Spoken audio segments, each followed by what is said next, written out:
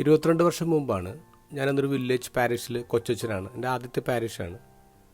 ആ പാരിഷിന് 2 സബ്സ്റ്റേഷൻസ് ഉണ്ട്. അതിൽ ഒരു പള്ളി ചെറിയ പള്ളിയാണ്, 50 പേർക്ക് മാത്രം ഇരിക്കാവുന്നൊരു പഴയ പള്ളിയാണ്. അപ്പോൾ സാധാരണ ആഴ്ചയിൽ 2 ദിവസം അവിടെ കുർബാനയുണ്ട്. ഇപ്പോൾ ഒരു ദിവസം വികാരിച്ചൻ പറഞ്ഞു അവിടെ പോയിട്ട് നേർച്ചപ്പെട്ടിൽ പൈസ കളക്ട് ചെയ്യാൻ പറഞ്ഞു. അപ്പോൾ ഞാനും കൈക്കാരനും കൂടി പൈസ കളക്ട് ചെയ്യാൻ പോയി. നേർച്ചപ്പെട്ടിൽ നിന്ന് പൈസ എടുത്ത് ഇങ്ങോട്ട് പോരാൻ നേരത്ത് കുറച്ച് ചെറുപ്പക്കാർ തടഞ്ഞു നിർത്തിയിട്ട് പറഞ്ഞു പൈസ എണ്ണിയിട്ട് പോയാൽ മതി. എനിക്ക് നല്ല ദേഷ്യം. ഞാൻ പറഞ്ഞില്ല, വിശ്വാസമില്ല. അവരോട് വിശ്വാസമില്ല, എണ്ണിയിട്ട് പോയാൽ മതി.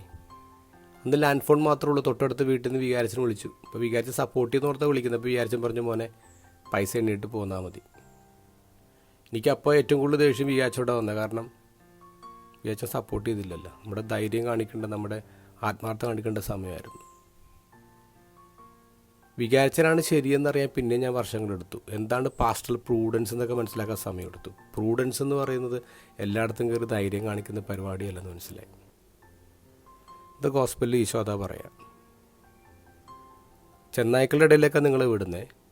അപ്പോൾ നിങ്ങൾ സർപ്പൻറ്റിനെ പോലെ കണ്ണിങ് ആയിരിക്കണം, അതോടൊപ്പം തന്നെ പ്രാവിനെ പോലെ ഇന്നസെൻ്റ് ആയിരിക്കണം. ഇത് രണ്ടും കോൺട്രാസ്റ്റാണ്. ഈ സർപ്പവും പ്രാവും കോൺട്രാസ്റ്റാണ്. പക്ഷെ ഇത് രണ്ടും നമ്മളിൽ ഉണ്ടാവണമെന്ന് പറയാം. അതിൻ്റെ എക്സാമ്പിൾ എന്ന് പറയുന്നത് സെയിൻറ്റ് പോളിൻ്റെ ലൈഫ്, ദാവീദ് രാജാവിൻ്റെ ലൈഫ്. ഇവർ രണ്ടുപേരും ഇത് രണ്ടും ഒരുമിച്ച് കൊണ്ടുപോയ ആൾക്കാരാണ്. ഗ്രേറ്റ് ഗ്രേസും കോമൺ സെൻസും വളരെ റെയർ കോമ്പിനേഷൻസാണെന്ന് പറയാം. റെയർ കോമ്പിനേഷൻസാണ്. ഇത് രണ്ടും ഉള്ളപ്പോഴാണ് നമുക്ക് മുന്നോട്ട് പോകാൻ പറ്റും. ഇതിനെക്കുറിച്ച് ഈശോ പറയുന്നത്.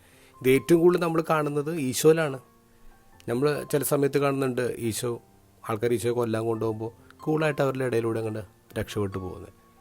അല്ലെങ്കിൽ താൻ മരിക്കുന്ന ഉറപ്പുള്ള ചില സ്ഥലങ്ങളിലേക്ക് ഈശോ പോകുന്നില്ല. അത് പ്രൂഡൻസാണ്. പക്ഷേ ചിലയിടങ്ങളിൽ ഈശോ ഇടപെടുന്നുണ്ട്. ദേവാലയത്തിൽ കച്ചവടക്കാരെ ആട്ടിപ്പായിക്കുന്നുണ്ട്. സാബത്ത് ദിവസം ആളുകളെ സുഖപ്പെടുത്തുന്നുണ്ട്. അവിടെ ആൾക്കാരെ പ്രൊവോയ്ക്ക് ചെയ്യുന്നുണ്ട് ഈശോ.